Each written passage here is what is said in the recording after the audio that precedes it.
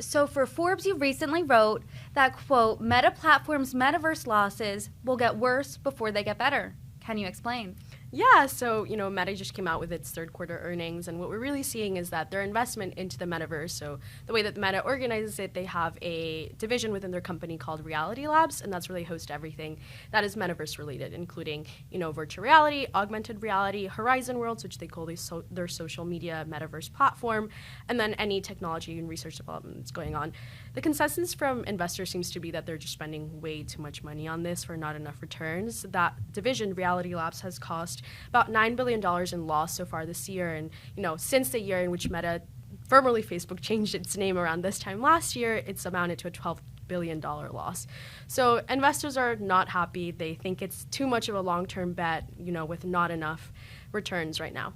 That sounds like a steep loss. And one of the major losses was for making those virtual reality headsets. Is there a big market for these VR headsets? Well, that's a question that I think a lot of investors are also asking themselves. Meta announced a lot of partnerships on the enterprise level at their Connect conference earlier this year, most notably with Microsoft and Zoom. So they really want to bring the metaverse to the office, a little antithetical to all the video games and all the fun that is being marketed to be in the metaverse. But now, you'll be at your office wearing a set of Quest glasses, and I think that's reflected in the price. The Quest Pro, their newest iteration, is retailing for $1,500. That's 3 times what the regular Quest Pro, for retail customers is retailing at $500. And so there's a big question as to, they spent so much money developing and producing all of these things, and it's at such a high price point. Who's actually going to buy it? Who are the customers who are going to use them? Yeah, that seems to be the question. Who is the audience for the metaverse? Because when Mark Zuckerberg made Facebook, it was a very specific audience. It was for college students. Mm-hmm. But the metaverse seems a little broad and undefined. Can you expand on that? Yeah, so I think that's the problem. Not a lot of people know who is the audience, and I think a lot of different metaverses have different audiences. If you take it all the way back to, okay, what is a metaverse, right? There's a lot of debate around what this is. The history of it, the term metaverse itself started from a novel in the 60s. And so it's been a term that's been used before. Here at Forbes, we defined it as an immersive virtual reality world that blends in a lot of different elements. Now, the big question that in the digital assets team we ask ourselves, does it have to be on a blockchain or does it not to? These key tenets of an open world where, you can be building on, say, a video game, Roblox, and then I'm building on Fortnite. Can we enter each other's worlds without any kind of barriers? That's a big question right now. And so who the audience is, it really depends. It depends on the platform. I think what Meta is saying with this new round of partnerships is, the metaverse is for the office. We want you to, with, work from home, kind of staying a reality, although a lot of companies are asking their employees to come back. There's still remote work. There's still a possibility that remote work is going to stay here for a long time. And so I think they're really betting on that and saying, okay, well, we know that this is going to happen, that people are going to start working from home. Let's put a lot of money into that and say, well, you can be, sitting at home, only virtual, your chest up, and have your avatar going to meetings and seeing other people, and that you'll be sitting at a conference table and feel like you're around other people. Then you have other, I would say, market leaders in terms of metaverse companies when it comes to those blockchain-based worlds, Decentraland, Sandbox, that are really betting on more than just playing games. You see Fashion Week being hosted in Sandbox, music concerts being hosted in Decentraland. So I think the answer of what the audience is or who the audience is still going to be determined, and it's still something that each company is trying to determine for themselves. But the metaverse as a whole, right, the idea is that the audience is everyone. Everyone will have their own personal avatar at the metaverse.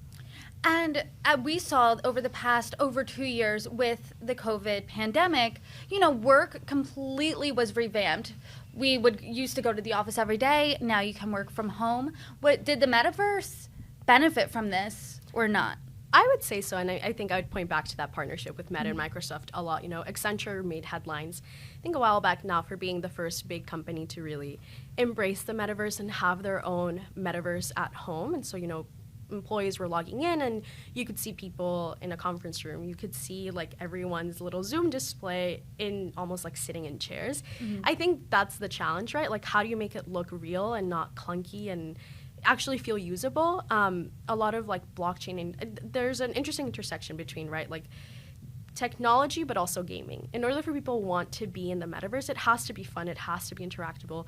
And there's a lot of gaming experts that are saying, you know, first of all, hire us. Like, this is a very important part that we're just kind of forgetting here.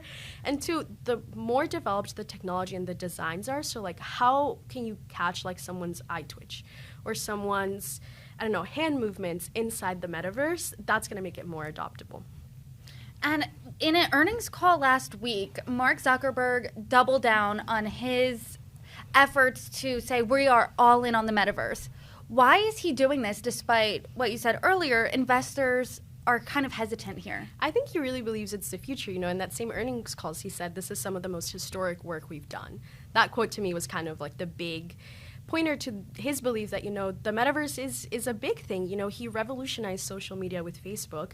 I think he wants to revolutionize it again with the metaverse, but what we're seeing is like that's not catching on. You know, investors are really concerned about their advertising business. You know, Instagram Reels is losing market share every day to TikTok.